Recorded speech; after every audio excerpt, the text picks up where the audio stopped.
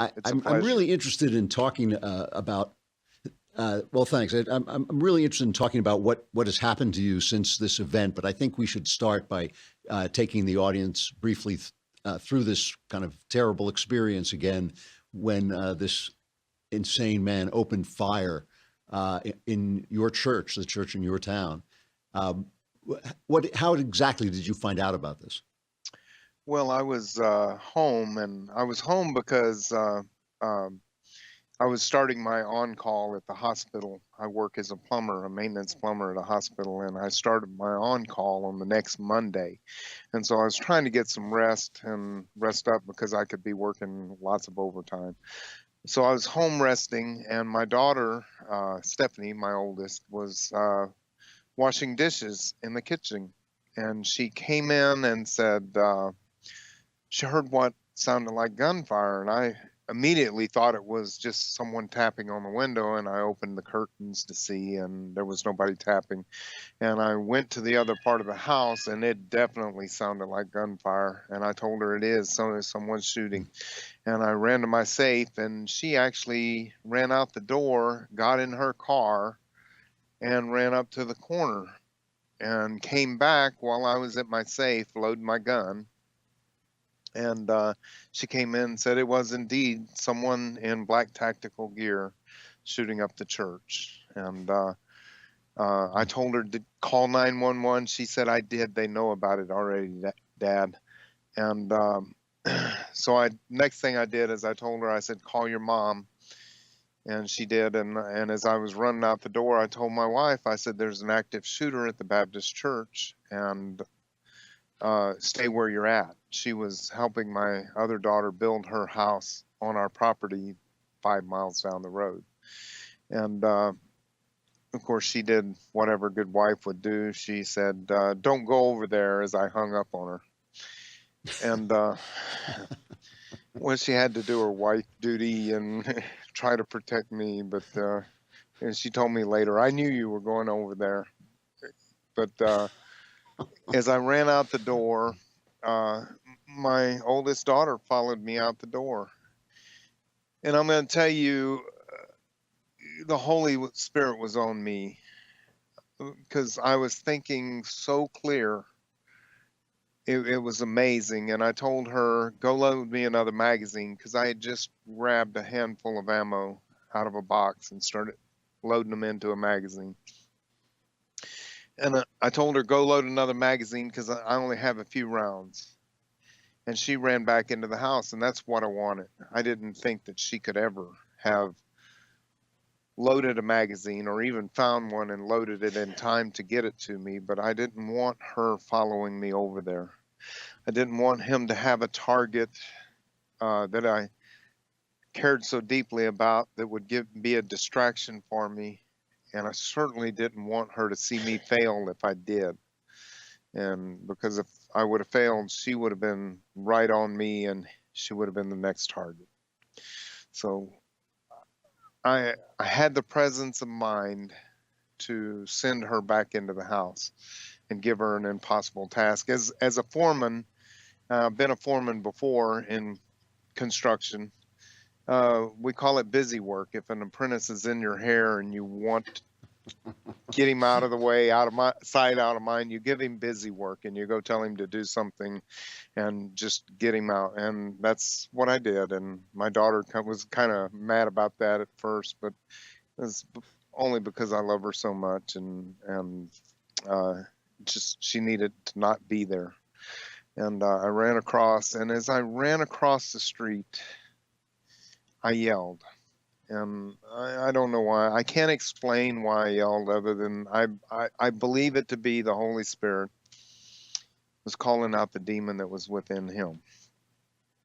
Because I yelled, and he apparently, I was not witness to what was going on in the church, but he stopped shooting the people that he was shooting. He was finishing people off. He stopped immediately and came outside, and the people in the church heard me yell, and my daughter heard me yell. And when he came out, he came outside shooting at me. And it was a dead calm. And again, I can only attribute that to the Holy Spirit, because there was a dead calm as he was shooting at me. He hit the truck in front of me, he hit the car behind me, and he hit the house behind me. And it was like God was telling me, don't worry about that. Just worry about where you're putting the bullets. And I shot back, I returned fire, and I even thought clear enough, I could see that he had body armor on that covered the front and the back, and it velcroed across the sides. And I could see an opening when he turned to get in his vehicle, and I shot him in the side.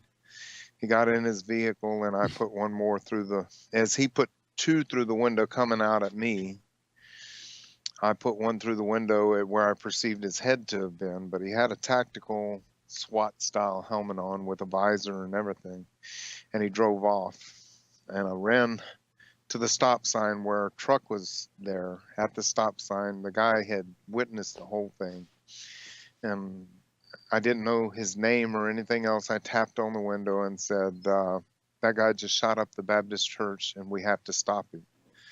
He unlocked the door, let a maniac with an AR-15 in his truck, as far as he knew, and we gave chase. And we chased him 11 miles down the road. And what the police said, he finally, excuse me, he finally pulled off the road. And as we came up on him, I reached and I grabbed the door, and I still had the rifle in my hand. I was going to open the door because I thought he was going to make another stand. And as we were running down the road to him, I had the presence of mind to drop the magazine and look at what was in it. And I had one still in the magazine, one in the chamber. I had 2 rounds left. I chambered it back up, and I told Johnny that had called 911 and was talking to dispatch at that point. I said, tell them, hurry, hurry, I have 2 rounds left. And so when he pulled over, I thought this might be another a gun battle. And I've got 2 rounds, and I'm thinking, man, this has got to count. And he pulled over, just stopped for just a little bit, and then gunned the engine. And he hit a road sign and then back up onto the highway and halfway's around a curve and then over into the bar ditch, and he stopped on the opposite side, and we stopped about 50 yards from him. And then I told Johnny, get down. You don't have a gun or anything. Just get down below the dash.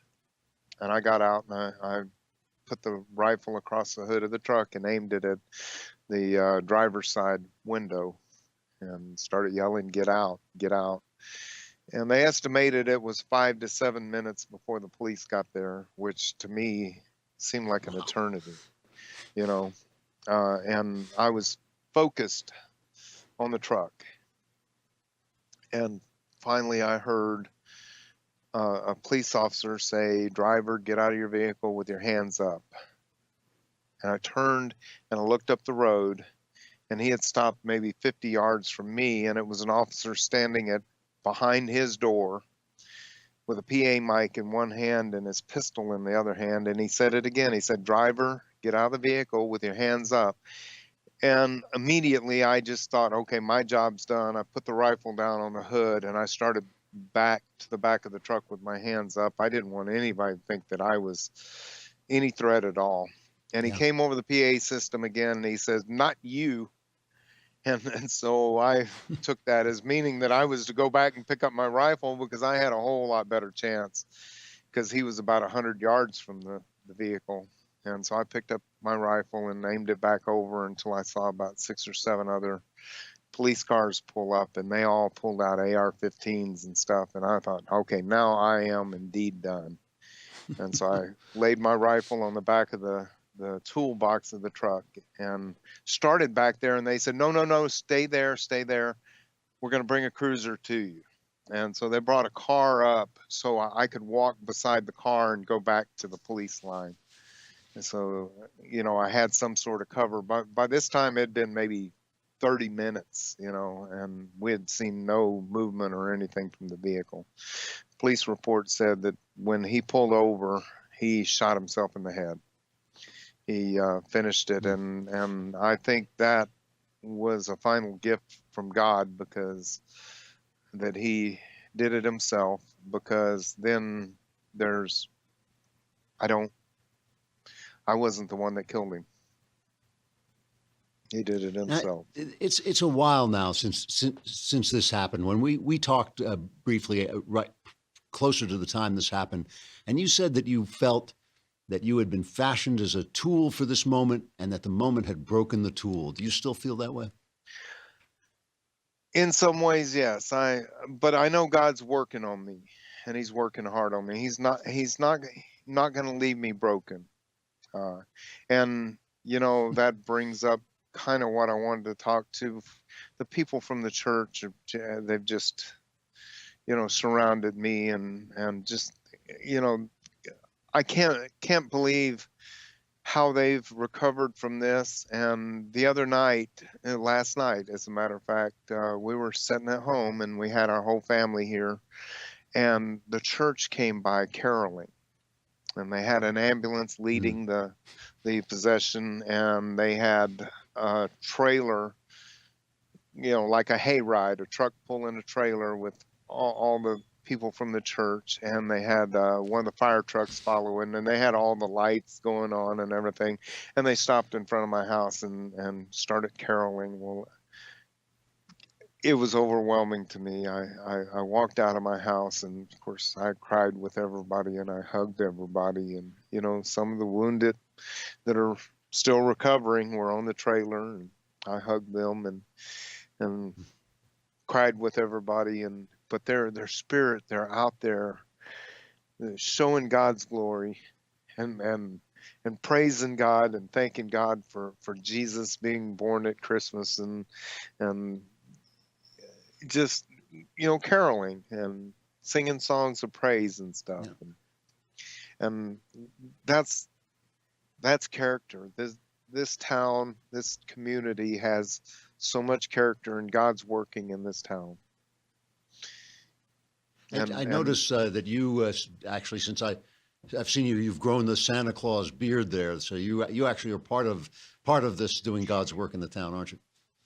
we uh every December we have I ride a motorcycle. My whole family rides Harleys, and we love to ride. It's something we just do together.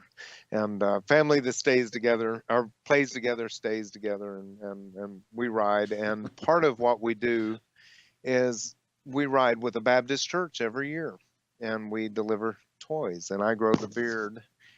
I start in October, and I go through no shave November, and tell everybody it's because I'm growing the Santa beard.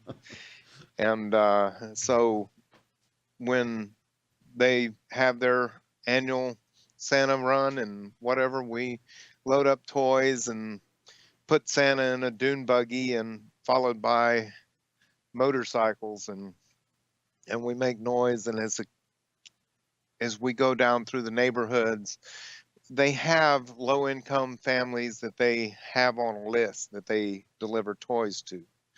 But any kid that sees what's going on and runs out to the road or runs out in their yard, we stop and we give them toys. And we don't care whether they're low income or anything. If they notice us, we give them toys. And it's been such a fun experience doing this with them every year. They're good Christian people that that's what a community is about. That's a slice of America. And that's where I grew You up. know, I'm almost out of time, but I really would like to know if you had to say, has this experience changed you, and how has it changed you? What would the answer be? Oh, how it's changed me, boy. That's a complicated one right now. I think revisiting that question next year might be easier. Um, Yeah. whole lot easier to answer. People keep saying my new normal. Well, I love my old normal, and I don't know exactly what my new normal looks like right now. I'm asking for prayers for peace for me and my community and my family, And I'm asking for prayers for humility because a lot of people are trying to make me more than what I am. And I have to give the glory to God for everything that's happened. Um,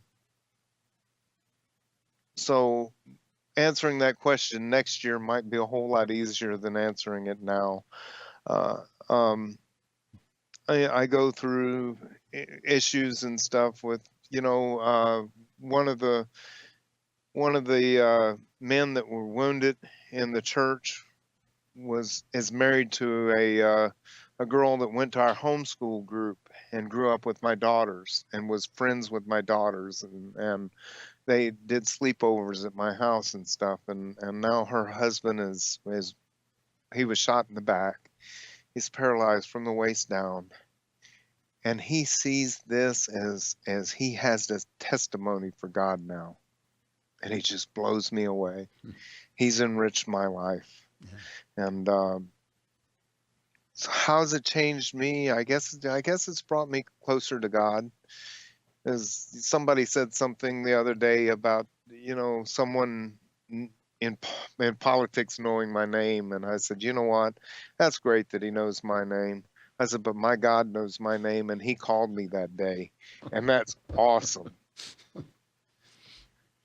That is awesome. It's an awesome, yeah. I know God knows all our names, but that particular day he called me, and I know he did. Yep. It's an awesome story, Stephen. Thank you for sharing it. I hope you have a wonderful Christmas, and I hope when we talk again next year, I hope you feel that God has begun to make you whole. I know He will.